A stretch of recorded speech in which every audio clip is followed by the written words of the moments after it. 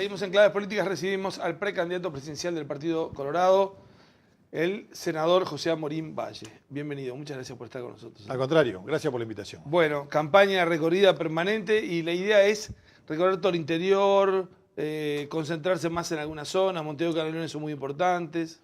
Bueno, sí, hay que recorrer todo eso es cierto. Hay que recorrer todo el país y Montevideo y Canelones son muy importantes porque hay muchísimos votos, aunque el Partido Colorado tiene algunas particularidades. Digamos que vota mucho en Salto, en la interna, vota bastante en Rivera. En Salto vota como Canelones, la misma cantidad. Más o menos en las últimas elecciones, ¿no es cierto? El 14% de los votos colorados están en Salto y el 14% están en Canelones. En Montevideo el 28%, en Rivera el 9% y así seguimos bajando en el resto del país, donde hay muchos departamentos que tienen el 1% de los votos colorados. Así que es una elección interna complicada que cuando uno la conoce, bueno, sabe a dónde tiene que golpear. Cuando van recorriendo, obviamente, bueno, van hablando de la campaña electoral, pero también escuchan lo que dice la gente en los lugares. Uno desde Montevideo tenemos una visión siempre muy centralista y, bueno, hoy está la preocupación por el tema de Petrobras. No sé si en los lugares que hay hasta últimamente la preocupación son más cosas locales, pero ¿de qué tipo? ¿Cuáles son las inquietudes? La preocupación, las dos primeras, las dos más grandes, con la que la gente lo ataca a uno, son la inseguridad y la falta de trabajo. La falta de trabajo es desde hace un año un tema que va creciendo. O sea, la gente está enormemente preocupada. Cuando uno va a las localidades más chicas, por ejemplo, yo estuve ayer en muchos lugares, pero entre otros lugares estuve en Minas de Corrales. Minas de Corrales es en Rivera, vivía básicamente, creció alrededor de una mina de oro. La mina de oro cerró hace poco, tenía 300 empleados de Minas de Corrales que ganaban bien y que estaban en la mina de oro, y se empieza a complicar. Y los pequeños, hay mucho pequeño productor agropecuario, pequeño digo 10, 20, 30 hectáreas, que tienen enormes dificultades, que no quieren dejar el campo para no irse a los cinturones de la ciudad. Entonces uno empieza a ver en distintos lugares del país problemas similares. Ahora, la respuesta es complicada, porque se puede caer en lo que la gente diga, bueno, me está haciendo demagogia, ¿qué me promete? Si hay cosas, la realidad acá, la mina cerró y no va a reabrir esa mina. Esa mina, en principio, no va a reabrir. En principio, como todo, hay que ver. Ahora están pensando en hierro, están pensando en distintas cosas. Ahora, lo que Uruguay tiene que hacer es dar más oportunidades a la inversión. El problema de Uruguay es que en los últimos 15 años, de gobierno de frente, los primeros 10 creció, el país estaba preparado para crecer en muchas áreas, algunas de las cuales venían de antes. Claramente la energía renovable, la energía eólica, la producción de energía por particulares viene de antes. El frente estaba en contra, pero aprovechó, en este caso el viento a favor. La agricultura creció en forma extraordinaria en base a que Uruguay le dijo a los que querían invertir acá, no les vamos a poner impuestos especiales a la exportación. No hacer lo que hacía Argentina. No hacer lo que hacía Argentina, y se llenó de la producción agropecuaria, agrícola sobre todo, creció en forma exponencial. La madera, con aquella ley de forestación del año 87, hizo que el país se llenara de árboles y que atrás de eso se iban a venir los aserraderos, se iban a venir las plantas de celulosa. Entonces todo eso le dio mucho crecimiento al Uruguay. Lo que pasa es que en los últimos 10 años ha habido poco impulso al crecimiento. Y en los últimos 5 el país se acható. Ahora, el gobierno tuvo desde la política económica del Ministerio mucha cuestión de incentivos, rebaja tributaria, ¿no? Que algunos, incluso otros lo critican. Digo, sí, frente a eso, esto es obvio que se está achicando ahora, además, y frente a eso hubo algunas dificultades importantes. Primero, los temas laborales golpean. Lo de Petrobras es el final de una cantidad de cosas que hace que muchas veces quien tiene los pequeños empresarios, las pymes básicamente, los pequeños y medianos empresarios, para tomar un empleado más lo piensan 40 veces, por una cantidad de cosas. El decreto de ocupación es un decreto que yo creo que a la inversión le hace mal. Cuando viene UPM acá... Sin embargo, uno dice, el decreto de ocupación, bueno, porque aparte la OIT dice que la ocupación no puede estar, ¿no? O sea, que Uruguay tiene un argumento internacional para... Pero digo, tampoco podría decir que las ocupaciones son tantas como para no, pero el que... Aparece como una amenaza. Claro, el que se va a instalar acá... UPM a nosotros, UPM2 a nosotros lo que nos mostró es en qué está complicado el Uruguay. UPM2 cuando le pide al Uruguay infraestructura de transporte, cuando le pide al Uruguay mejor calidad de recursos humanos, o sea, le pide mejorar la UTU de Tacuarembó, Paso de los Toros y Durazno. Cuando le pide al Uruguay más bajos impuestos, dame una zona franca. Cuando le pide al Uruguay paz laboral, le está diciendo al Uruguay lo que le pediría cualquier empresario que quiera invertir acá. Claro, solo que UPM va a poner 2.000 millones de dólares y el gobierno le dice que sí a UPM. Pero eso es lo que le está haciendo falta al país. El país no tiene inversión. Ahora, para una campaña electoral, ¿no es una complicación ahí en el fondo? Porque el Frente Amplio es lo que va a decir, ¿no? Estos si ganan van a quitar todos los beneficios laborales. Quieren atraer inversión quitando... No, ningún beneficio laboral lo vamos a quitar. Yo estoy de acuerdo con el derecho de huelga, absolutamente. Nosotros somos ballistas, evidentemente hemos trabajado para apoyar al trabajador. Es más, yo creo que el impuesto, el IRPF, es un impuesto que afecta a los trabajadores, lo hemos dicho. También hemos dicho que hace 10 años era posible eliminarlo y ahora, antes de empezar a eliminar o a subir el mínimo imponible, tenemos que acomodar las cuentas del Uruguay. Pero yo no estoy en contra de los trabajadores, al contrario, yo creo que los trabajadores son los que han formado el Uruguay. Creo que está bien, pero sí, para que haya inversión se precisa flexibilizar normas. Para que haya inversión, la flexibilización laboral viene en el mundo. Digo, porque las formas de trabajo cambiaron. Digo, ya un porcentaje alto, altísimo de los trabajadores, y va a ser cada vez más, no van a tener que ir a un lugar físico a marcar tarjeta, esperar que pasen las 8 horas, o las 6, o las 4, lo que fuera, y retirarse y marcar de vuelta tarjeta. La gente va a empezar a trabajar de su casa. Está bien, pero yo lo digo, en el fondo hay cuestiones que son como delicadas, que nadie, digo, no sé qué opina usted, pero la mayoría dice, bueno, consejo de salario tiene que haber. Bueno, no sé si en los países donde los trabajadores viven mejor hay consejo de salario. Pero es como algo que si uno dice, si toco esto me van a sacar pasar por la picadora. Yo creo que en las circunstancias actuales los consejos de salario están bien, creo que está bien. Creo que hay que permitir descolgarse a las pequeñas y medianas empresas, en acuerdos entre trabajadores y propietarios de esas empresas, pero creo que también. El tema es, al final el tema es la cantidad de trabajo, porque es un país que funciona y hay muchísimo trabajo y la gente cambia de un empleo a otro con facilidad porque va mejorando, el Consejo de Salario pasa a ser una base. Al final todo está por arriba. El problema que tiene Uruguay hoy es que no tiene trabajo. El problema que tiene Uruguay hoy, cuando salen algunos precandidatos a decir hay que priorizar a los uruguayos sobre los cubanos y venezolanos, por ejemplo. No es que haya muchos cubanos o venezolanos, es que no hay trabajo. Por lo de Manini Río. Por lo de Manini. No es que haya demasiados venezolanos y cubanos, es que no hay trabajo. Si hay trabajo, no hay ningún problema. Para nadie sería un inconveniente que vinieran, como vinieron nuestros abuelos y bisabuelos. Claro, también la referencia, y creo que también la referencia era cuando vinieron nuestros abuelos, se hablaba de un tema de actitud. El inmigrante tiene que ir y, bueno, se tiene que romper todo, pues sabe que no está en su tierra. ¿Y los que vienen acá, los cubanos y venezolanos? Por eso digo, en definitiva... Trabajan. Claro, por eso digo. Entonces, a ver, si vienen a trabajar, son bienvenidos. El problema es que hay uruguayos que dicen, me están sacando el trabajo. El problema no es que le saquen el trabajo, el problema es que hay poco trabajo en Uruguay. El problema es que desde que está el doctor Vázquez, cayeron en aproximadamente 50.000 los puestos de trabajo. En este último periodo. 50.000. Y el país no crece. Crecen los salarios, caen la cantidad de trabajadores y el país no crece. Así que, bueno, ahí estamos en un problema. El país tiene varios problemas. Yo después le iba a pedir que me dijera a ver cuáles les parece que son los principales problemas en el orden de prioridad, porque después va a haber que fijar, sí. el gobierno que venga tiene que fijar prioridades, no puede atender todo, ¿no? Pues si quiere atender todo no atiende nada. Ahora, a nivel de propuestas para la campaña electoral, el Frente Amplio es una coalición, bueno, y tiene su programa de gobierno. Lo que hay enfrente es una posible coalición entre partidos. Seguramente. Es muy difícil articular, porque aparte cada uno hace una propuesta y otro no necesariamente la comparte. Por ejemplo, en el caso de la calle Pou dice el déficit fiscal hay que atacarlo con baja el gasto. ¿Ustedes están de acuerdo?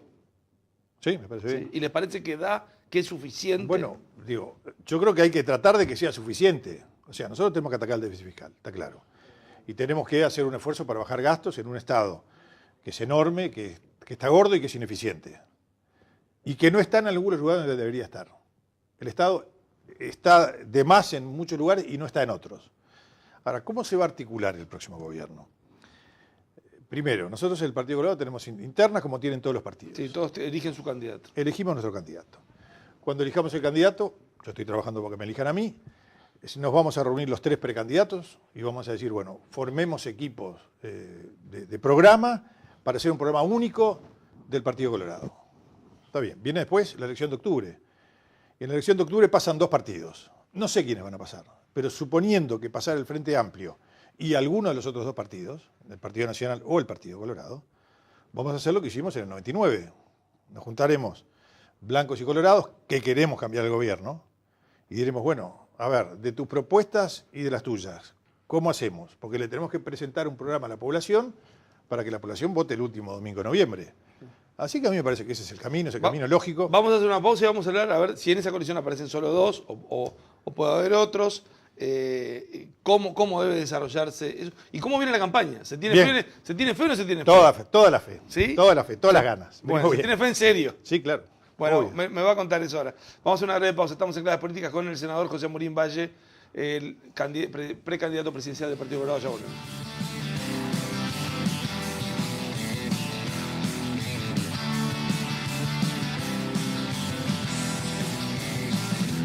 ¿Qué escuchas?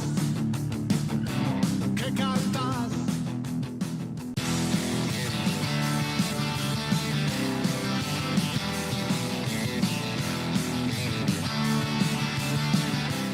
Seguimos en Claves Políticas por NSTV, el canal de Nuevo Siglo. Estamos con el precandidato presidencial del Partido Colorado Uruguay-Vallista, el senador José Amorín Valle.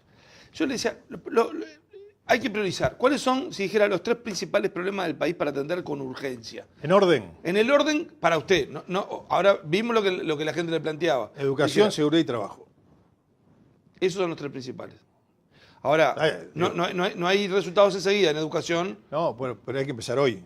Porque ese es el más importante de todos desde hace tiempo. Yo cada vez que vengo acá y me preguntan desde hace 10 años, digo, el tema más importante es la educación. Si no cambiamos la educación, el futuro del país va a ser bien complicado. Y en esos tres temas, ¿cuál le parece que podría ser la primera medida o la primera señal? Porque hay cuestiones que demoran en verse, pero a veces la señal tiene un efecto. En educación tenemos que hacer un acuerdo entre varios partidos, inclusive sectores del Frente Amplio. Yo creo que la educación todos han querido cambiarla. Yo creo que el doctor Vázquez quiso cambiar la educación, con Filgueira y con Mir lo quiso hacer. Cuando se enfrentó a los sindicatos, dijo, prefiero no cambiar nada y quedar en paz con los sindicatos. ¿La base de EDUI 21 le parece Me parece una base bien interesante para empezar a conversar.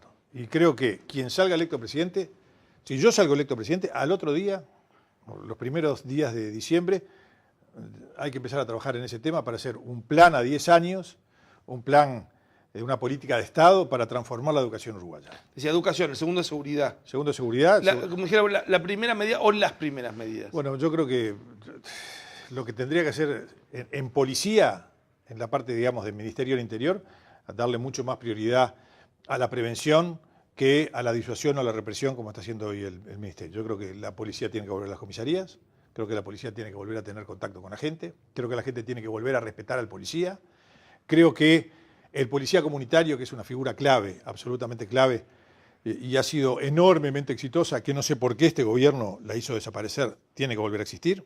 Esas dos tareas de prevención van a hacer que la relación entre la policía y la población sea mucho mejor. Y después tenemos que tener algunas leyes para defender al policía. Digo, esto de que rapiñen todas las semanas a los policías, que venga alguien, los apunte y esto le tengan que traer el arma de reglamento y el chaleco antibalas y la moto y a veces el patrullero. Digo, eso no se puede permitir más, no pasa en ningún lugar del mundo. El patrullero. A veces le han robado al patrullero. No recuerdo. Sí, le ponen y salen. Le ponen y salen a pasear. Ese no la vi. Sí. Bueno, ¿y en empleo? Bueno, en Habíamos hablado hoy. empleo son muchas medidas. Para decir una que pega de rebote, bueno, tenemos que abrir el país al mundo. Lo venimos diciendo desde hace muchísimo tiempo. Es un país que está encerrado, un país que inclusive algunos sectores del Frente Amplio han querido abrir al mundo, pero los sectores mayoritarios, cuando hay que hacer un acuerdo así con Chile, se pasan 2 años discutiendo. Senador, ayer tuvimos la elección en España y la gente, aunque no seguía mucho y ponía la transmisión de televisión, entendía, ¿no?, que había derecha, izquierda, centro, ¿no? En Uruguay hablamos, por ejemplo, pensamiento wilsonista, hablamos de vallismo. ¿Cuál es el vallismo del 2019? ¿Un Estado fuerte y leyes sociales con la referencia a don Pepe Valle? ¿La industrialización de Luis Valle OR o el liberalismo de Jorge Valle? No, el liberalismo de Jorge y de Luis y de don Pepe. Ellos eran, ¿Se puede liberales, combinar eso? Eran liberales en el sentido más amplio de la palabra. Todos ellos. Luis Valle con... ¿Cuál era la diferencia que tenía Luis Valle con Perón? ¿Era una diferencia económica o era una diferencia de ser liberal o no? El Uruguay era fue siempre un país liberal y el vallismo le dio una fuerte impronta liberal. Don Pero Pepe, en aquella época tuvo Don mucho Pepe- proteccionismo, ¿no? no, está bien. Liberal en materia política fue siempre. Sí, La 15 fue siempre liberal. Sí. Tuvo mucho proteccionismo que tenía, era la época, ¿no? Era la época de la CEPAL, de Previch, de la sustitución de importaciones, que aquello de que lo que producíamos valía cada vez menos y lo que importaba valía cada vez más. Pero si tuviéramos que definir hoy al No, vallismo. bueno, esa es una política de la década de los 50 que se demostró ser. Hoy no sirve, sin lugar a ninguna duda hoy no sirve. Yo quiero hoy un país, al contrario, lo que decía, un país bien abierto. Pero lo más interesante de don Pepe fue esa capacidad de transformar al Uruguay. Don Pepe transformó al Uruguay con las ideas de su época. Don Pepe viajó a Europa entre el 1907 y 1911, vio el mundo que funcionaba, vino acá, venía en el barco, tendría tiempo para pensar, y decía, vamos a construir el pequeño país modelo. Y lo hizo. O sea, el mérito es haberlo hecho. Yo escuchaba a Carlos Maggi en una clase que le dio a los jóvenes colorados fenomenal, que decía que don Pepe tenía esa capacidad de hacer. Decía, tenía la capacidad de pensar, por supuesto, pero entre la cabeza y la mano, entre pensar y hacer, hay un metro que es el metro más largo que uno se imagina, porque es tan difícil pensar y poder hacer lo que uno piensa. Y eso fue el vallismo. Hoy, Entonces, el vallismo de hoy tiene que tomar eso de don Pepe. y hoy, la esencia de ese vallismo, ¿quién lo representa mejor? Para ¿Y mí- por qué? Para mí yo... ¿Sanguinetti con vallistas, Amorín Valle con Uruguay ballistas, o tal vez con Ciudadanos, que no hace referencia a vallismo? No, a ver, yo creo que representa ese vallismo. Yo creo que representa ese vallismo moderno, ese vallismo que mira 30 años para adelante. Esa ha sido mi vida en política, en eso he creído. He levantado la bandera, muchas veces en solitario, la bandera del vallismo. Y Cuando Sanguinetti nadie quería, aparece- yo iba así y me decían, mirá que te van a ganar 10-1, no importa, yo voy a pelear por mis ideas. Que ¿Y son esas. Sanguinetti qué vallismo representa? No, Sanguinetti, él dirá lo que representa a él. Sanguinetti no tengo la menor duda que es ballista. Él ha sido un formidable admirador de Luis Valle. Yo también lo soy. Sanguinetti es un hombre importante en el Uruguay, la gente lo conoce demasiado bien. Son 2 veces presidente, así que... Sí. Senador, hoy me hablaba del tema de la coalición y lo pensaba con los colorados y los blancos y hacía la referencia al año 99. Pero hay otros actores, ¿no? La Sí. calle Pou ha hablado del Partido Independiente. Está el Partido de la Gente de Novi, que habrá que ver qué resultado tiene. Ahora aparecen otros partidos. Por ejemplo, en el caso de... Manini. Nombro el partido de Manini Ríos, Cabildo Abierto, por el hecho de que es un hombre que tiene raíces riveristas, familia herrerista, ¿no? Conjuga, o sea, Sí, no, sí. no viene de otro palo. No. ¿Con quiénes, con qué partidos hacer la propuesta de coalición? Y bueno, lo primero que tenemos que ver es el resultado de octubre. Porque en octubre vamos a decir, ¿para qué sirve una coalición? Sirve para gobernar. Pero básicamente lo que tiene que tener son mayorías parlamentarias para poder impulsar los proyectos del gobierno. Entonces, lo primero que tenemos que saber es cómo vota cada partido.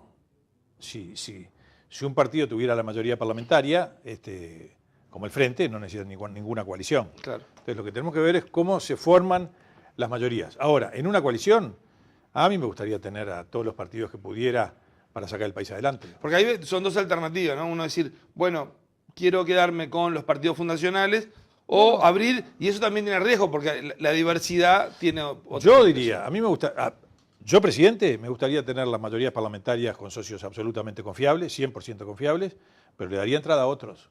No tengo ningún inconveniente en que haya más personas que aporten para sacar al país adelante. Es más, todos los que pudiera.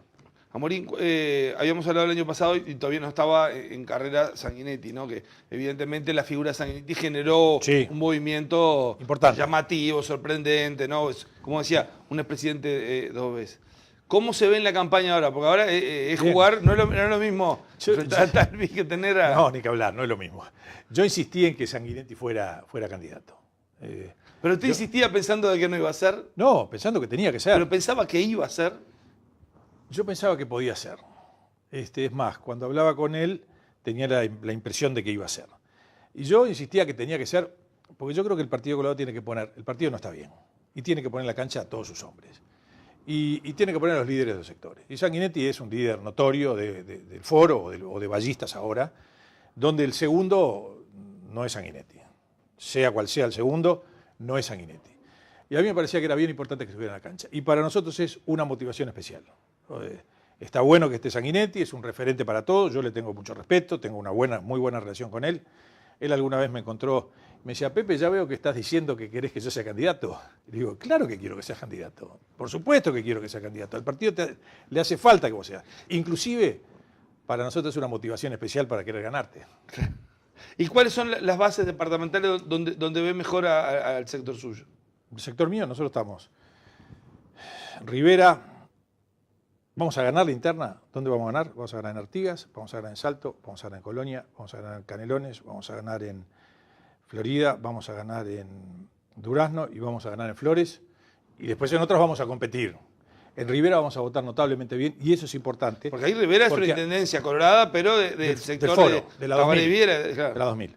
Pero nuestra gente va a votar muy bien en Rivera. Por supuesto que ellos aspiran a ganar y yo aspiro a que ganen.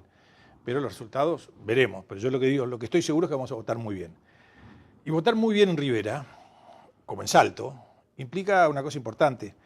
En Salto votan el 14%, votaron, como les decía al principio, el 14% de los colorados que votan en interna. Yo creo que la lista de Germán Cardoso va a tener... De Coutinho. De Germán Coutinho va a tener una apabullante mayoría. Y por eso que yo digo, yo solo en Salto voy a tener el 10% de los votos. ¿Se tiene fe para Canelones? Canelones está Adrián Peña, o sea, el hombre que armó la red de Talvis, Adrián Peña, que no está fuerte, y Sanguinetti, su vida política arranca en Canelones. Pero se tiene Sanguinetti es fe. un hombre muy fuerte en Canelones, yo tengo los mejores dirigentes de Canelones. Y por lo tanto... ¿Quiénes son? Espinosa, Barindelli, Repeto, Isi, Guirado. Y están trabajando fuerte. Muy bien, pero muy bien. Me tengo toda la fe. Voy a volver después de la interna. Quedamos anotados, vamos a Voy a volver. volver, sí, claro. Vamos a pasarle el time. Sí. Senador, como siempre ha sido un gusto. Muchas gracias. Muchas gracias. Vamos a una breve pausa, ya volvemos con más claves políticas.